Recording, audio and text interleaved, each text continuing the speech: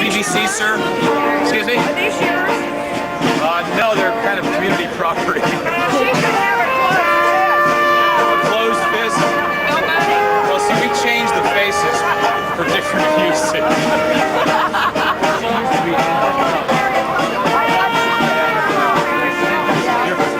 I see. You know, next month, maybe 10, 12.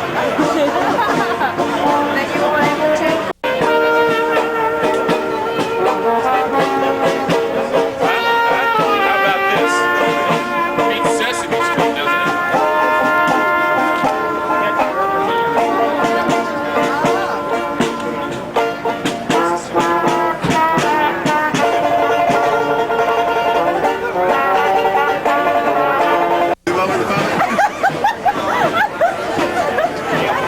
You want to give these to me? Oh, they're over here. We need. Right there's Danny.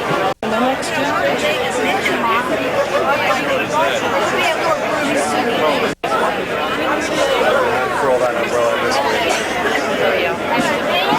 I'm sorry. Oh, no problem. How you doing? The only problem is the battery doesn't last too long. Oh, yeah. This is like, what is that off the road?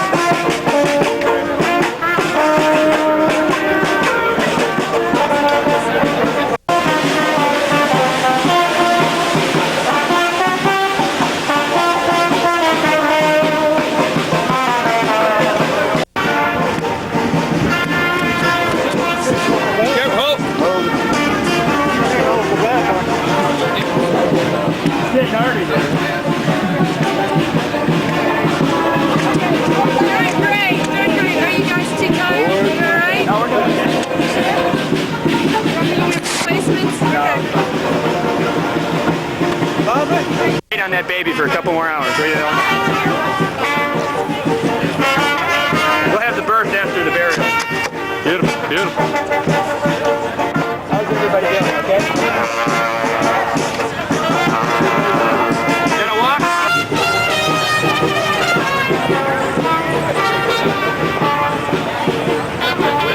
Can't hold it still. You got to go. I gotta head up.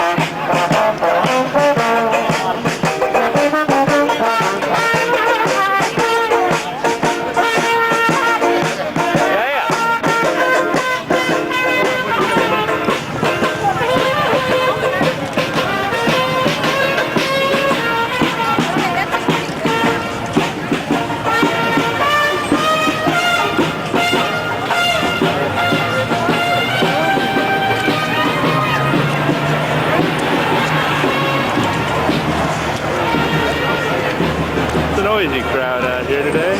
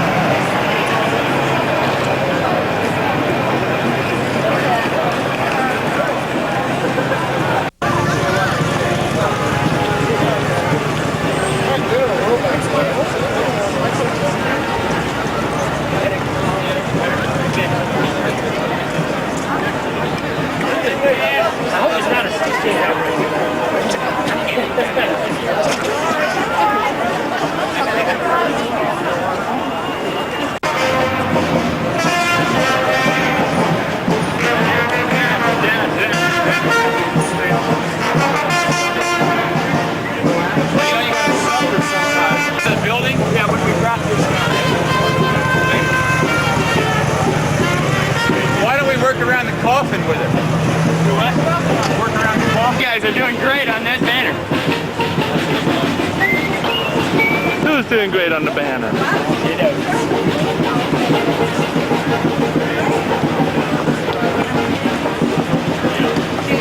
Yeah. When we get up here, we're gonna put the coffin on it. They're gonna do the column and we'll cross things.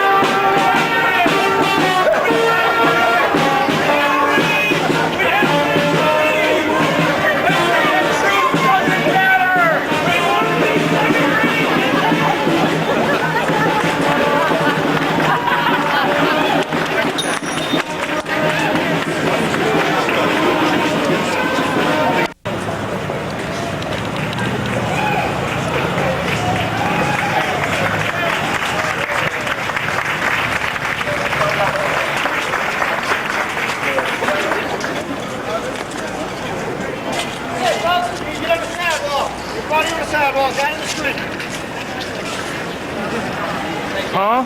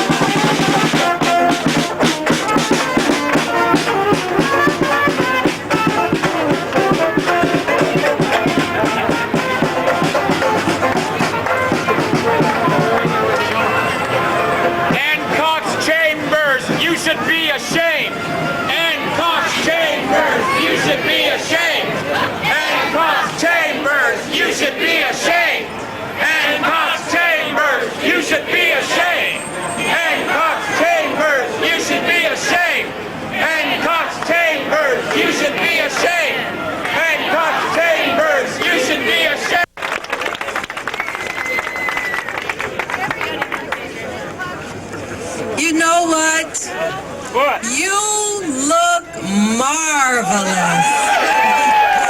You look marvelous. I'm Lillian Lewis, and I can think of no other place to be today than here for the reasons that we have gathered. I could think of no other time to speak up but now, and we are so gratified to see all of you and to see what your presence here today represents. And if there's anyone here who joined in because of the music, let me tell you, you're welcome. And if you joined in because you love a parade, you're welcome. And let me also tell you that those of us who put our names and stood up on the side for Bill Kovach, we are happy you are here with us because we stand today, we feel assured, representing the 670-some thousand subscribers of the Atlanta Constitution Journal, representing the millions of people worldwide who admire and respond to excellence.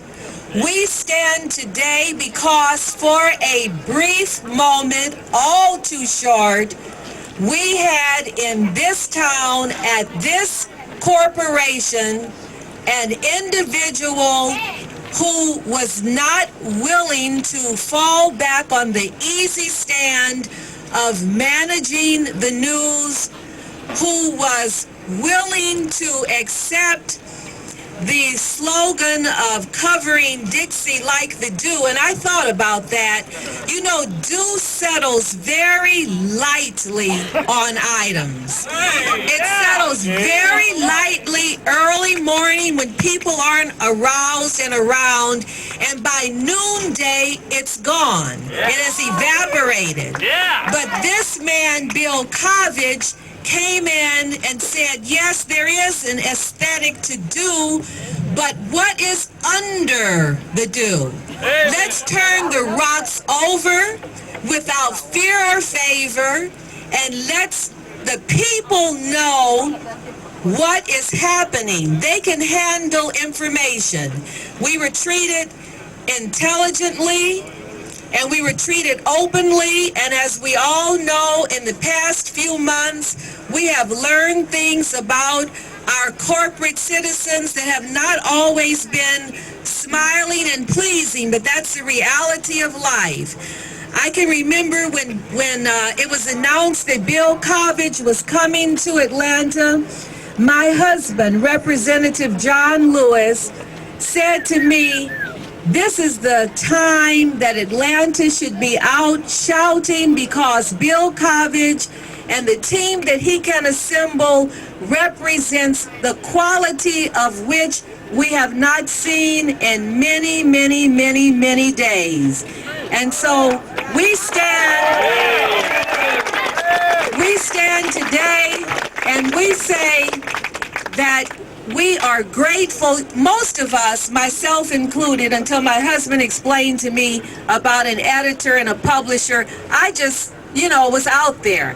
But the way he gave me the example, he said, imagine someone who goes out into the deep of the waters, and you don't always see that swimmer, but the motion of that person goes out in waves, and it touches everything until there is disturbance and movement and a difference. And he said that having known Bill Kovach from the days of the Nashville Tennessean, when he very honestly and forthrightly and courageously covered the civil rights movement, he was just thrilled, and I became as thrilled knowing that Bill Kovach was in my town and we were going to see the difference. I was telling a press person today that we live in such an ephemeral society. We throw out and throw away, and we want drive-through and drive-in. But for the first time in 23 years, We saved in my household every issue of the Democratic Party convention. We have attended conventions over the past 20 years and we had never seen anything like it. And this is the type of journalism that we were thrilled to be a part of and to live in the city with. So we thank you again for being here. We know you know that a truly great individual was in our midst, and we still have hope. I thought about, as I close the scripture, weeping may endure for a night, but joy will come in the morning. And it has been very sad. Many of you have said to me, and I've said to you, I feel like a death in the family. I feel very disconsolate. But we've tried to cheer each other up, and we've tried to look toward that hope and look toward that belief that our editor, Bill Kovich, can once again lead and be the person here at the Atlanta Constitution. Let's hold on to that faith. Let's hope that that can be a possibility. Thank you so much for being here.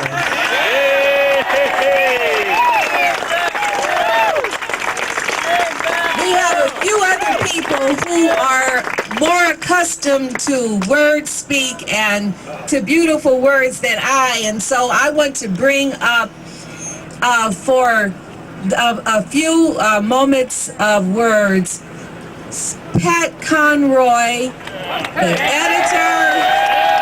writer and novelist, Pat Conroy.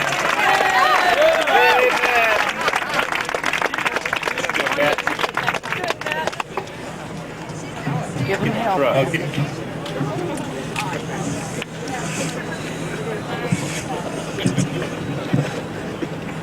I don't have a few brief words to say.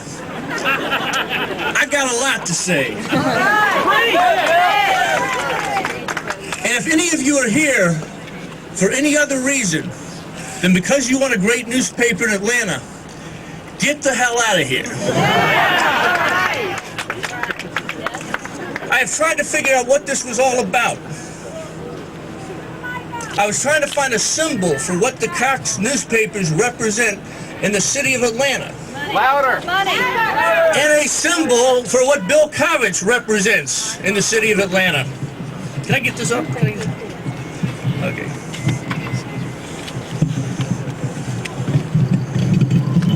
Okay, can you all hear me now? Yeah. All right. I've tried to figure what all this was about. I finally got it. I have written a letter to the newspaper, the Atlanta Journal-Constitution, which will never be printed. But you will hear it. The problem in the city of Atlanta, my friends, with the Atlanta Journal-Constitution and the Cox people has two names. It is Louis Grizzard.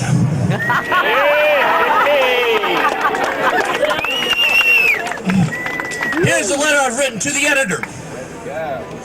Louis Grizzard tried to buy a paid advertisement in the Atlanta Journal-Constitution, gloating over Bill Kovich's resignation as editor of that paper.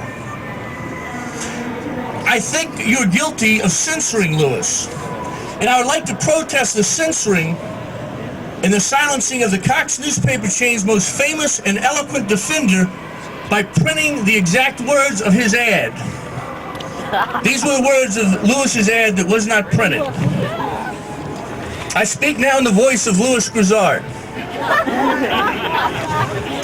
Contrary to what others, including the Washington Post, Ben Bradley, might say, I think I can assure all our readers of the Atlanta Journal and the Atlanta Constitution can survive the recent resignation of the tempestuous Bill Kovich. In fact, we might even benefit from his departure. With apologies to those who enjoy reading exhaustive series on what's doing in Africa. Atlanta Journal sports editor Furman Bisher, my hero, may have said it best when he responded to Kovich's resignation with these words. Maybe now we can get back to covering Dixie like the do. P.S. This ad cost me a bundle. please read my new book, Louis Grizzard, author, columnist, marriage counselor, champagne expert. Now you're hearing my voice again. Right. It ain't due that you and Bisher covered Dixie with, Louis.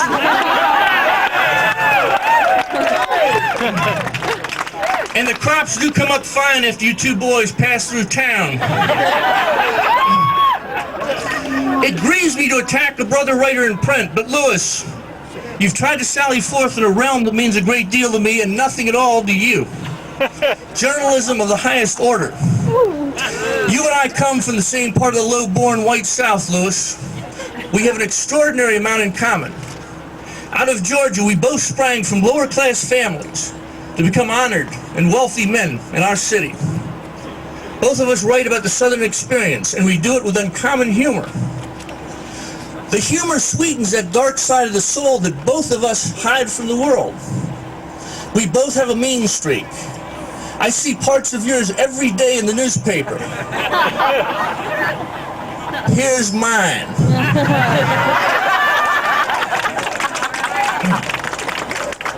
Your censored ad was an ad of spiritual and moral cowardice. But your modest talent is based completely on cowardice. And it is why you are the perfect mouthpiece for the Cox newspaper chain.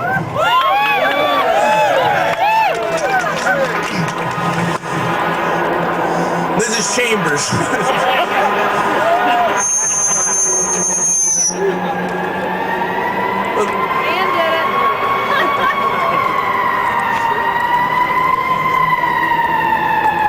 Okay, let's try again. Set your house on fire.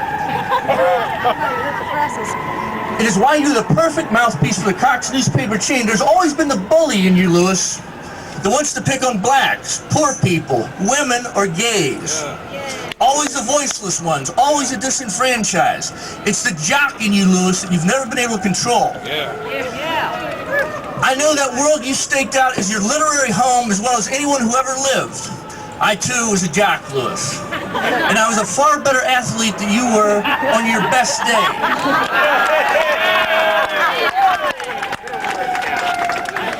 I understand the macho world, the laughter of the boys in the bar, and the snickering in the locker room better than you do. I want to put this argument in the most basic, primal terms.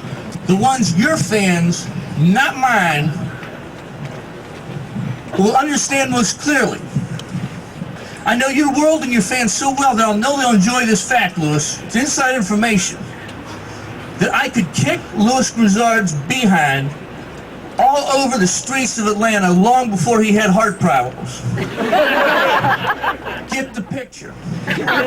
I know the territory. That is your South, Louis. The South of the Cox newspaper chain. That's the South you appeal to in your work. Your South is the one I loathe, Louis. Yay! Yay! In your censored ad, you promised that there would be no more of those exhaustive series on what's doing in Africa. Another part of that series appeared yesterday. Here's a quote from it, Louis Grizzard. This summer, every child in a BA under the age of 2.5 died.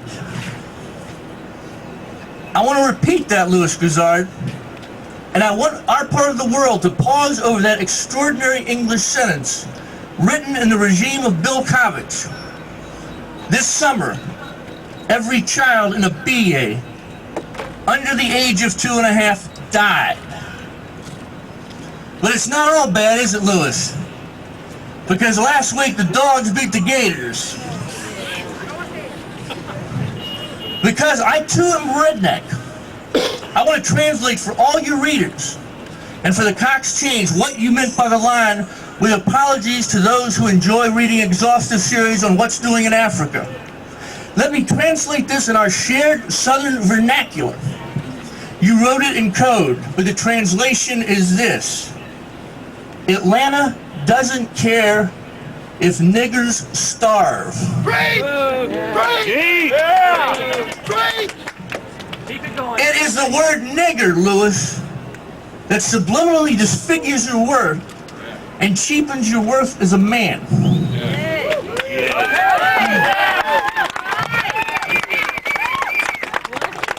J.B. Stoner, at least, has the guts to use it out loud.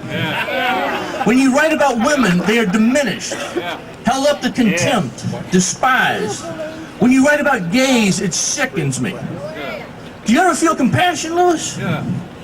Do you ever think about the loneliness of gay men and women reading one of those columns ridiculing them? Will you give any of those kids under 2.5 a single thought? The ones that died of starvation in Africa.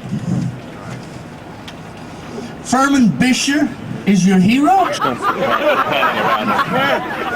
Ever heard of Gandhi? Jesus of Nazareth? Mozart, Einstein, Babe Ruth, or Martin Luther King? Oh, I forgot. He's black. Though we have much in common, in other ways it is like we were born in a different solar system. I take no pleasure in attacking you, Louis Grizzard. Our mutual friends will tell you that I'm a much kinder man than you are. But to my surprise, I love the Atlanta Constitution far more than you or any of these Cox people do. And I've never worked there a day in my life. And I also love the city of Atlanta much more. I have a proposal, a genuine one that comes from my heart. I'd like you to go to Ann Cox Chambers and offer her a deal. I'd do it myself, but I don't know her. And I don't think after this she's going to want to know me. You and I made a lot of money because we're talented men, Lewis. Mrs. Chambers made a ton of money by choosing her parents with more discrimination and good taste than we did. I'd like you to approach her for me. Ann Cox Chambers.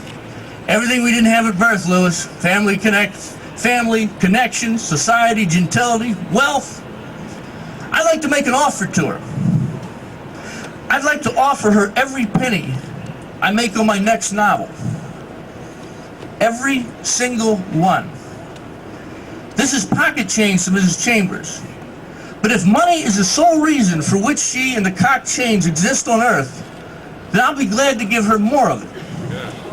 It's the only gesture I know that I can make that will let her know the absoluteness of my conviction that the firing of Bill Kovach is a terrible error. It will be the death of her reputation in American journalism.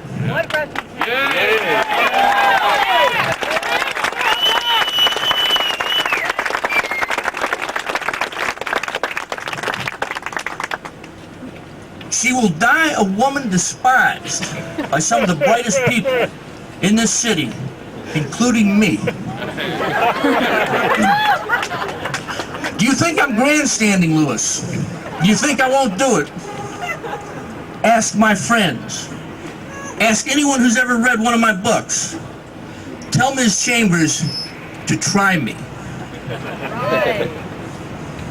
Bill Kovach is in the process of making your newspaper a great one. Lewis, you helped make it a mediocre one. A great newspaper is an absolute necessity in a great city. That is my dream for this city, and I'll accept nothing less. Tell Ann Cox Chambers she owns my next novel, and I'll dedicate it to her with love. If she seizes the most important moment in the history of her newspaper empire and does the courageous thing, the proper thing, the right thing. I've cleared this with my wife Lenore, and we both consider this letter a contract between me and Mrs. Chambers. This will be a strange concept to you, Lewis, but she has my word of honor. That's how deeply I feel that Atlanta is suffering a catastrophic loss. I choose you to be the messenger. Does it insult you to be my messenger, Lewis? It shouldn't. I read you every day where other people see laughter and humor. I see great pain, unspeakable loneliness, sadness, underachievement. Your solitude breaks my heart, but your arrogance tempers my pity. The reporters tell me you've been to your office twice at the Atlanta Journal-Constitution only twice in the last 2 years. That means you have contempt for the profession that has exalted you. It means you dishonor and affront the companionship of your brother and sister journalists. I honor them and celebrate them, and am fighting for the soul of their newspaper. Because of this letter, Louis Grizzard, we are now inextricably bound in the history of Southern literature. I don't think either one of us is going to be rated very highly. There was too much deprivation in our pure burlesque in our childhoods. We carry the scars and griefs too heavily. But I represent one kind of Atlanta. You perfectly represent the other. I represent one kind of the South. You, the other. Atlanta must choose between men like us. The Cox newspaper people, as princes of mediocrity from Dayton, Ohio, have already made their decision. They have chosen the Atlanta of Louis Grizzard and have despoiled the city I love. Now, there's a problem, Louis. There's a real imbalance in our talents. Let us return to sports, and by metaphor, I'll tell you how we stand up to each other at this moment in our careers. I want your fans to understand, Louis. Mine already do. As a Southern writer, I'm the big center under the boards. It's a championship game, Louis, and Kovich feeds me the ball in the last seconds with a score tied. Get it, Louis? Others have gone up with me, but I double pump, stuff the ball through the hoop, and the home crowd goes wild. I look around for you. But Louis, you're not on the bench, and you're not even playing tuba in the pep band. That's how badly you've neglected your talent as a writer. But you're in the building, Louis. You're in the building. After a search, I find you and Bisher and all the other Cox crowd laying out deodorant cakes in the urinals.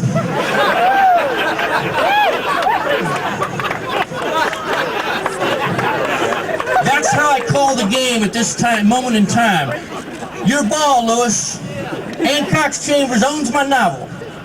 I only ask her to cover herself with honor and give Bill Kovich back his job.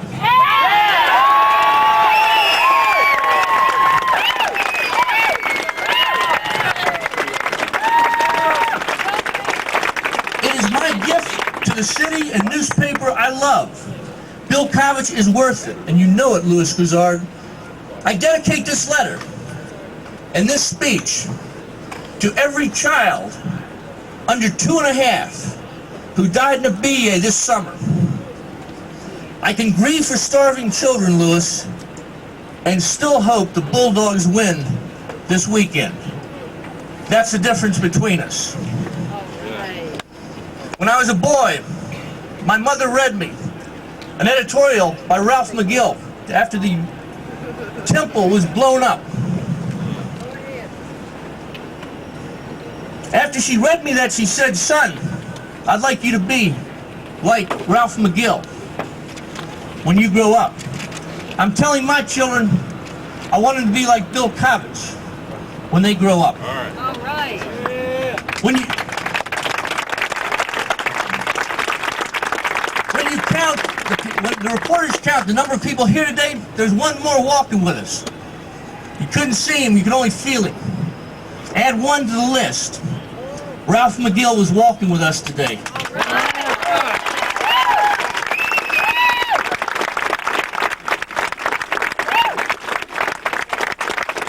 I don't know who's next.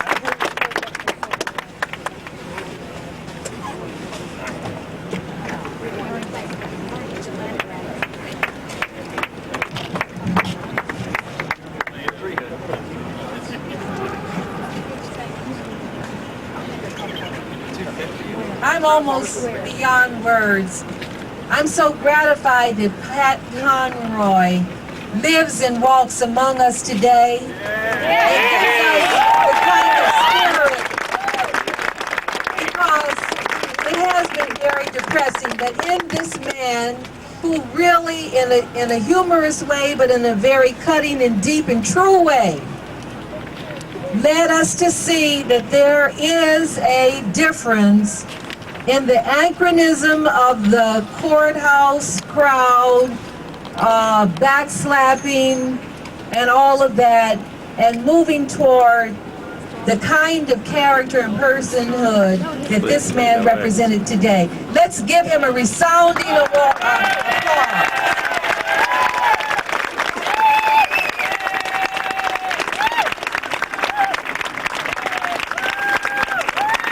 Let's tell those who weren't here and our children that there is hope.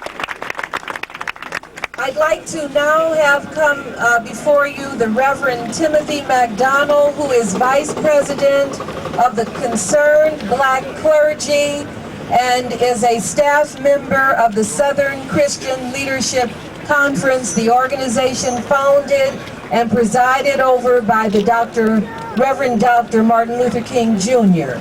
Reverend McDonald.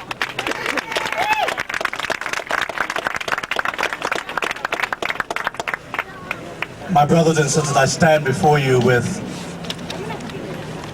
a heavy heart.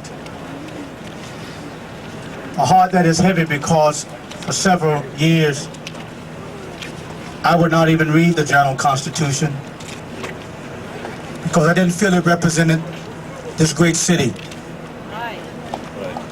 But about 2 years ago I met a man who was coming to this town, and he had the audacity to come in a black community, to come where people hurt and where people suffer. And he had the audacity to say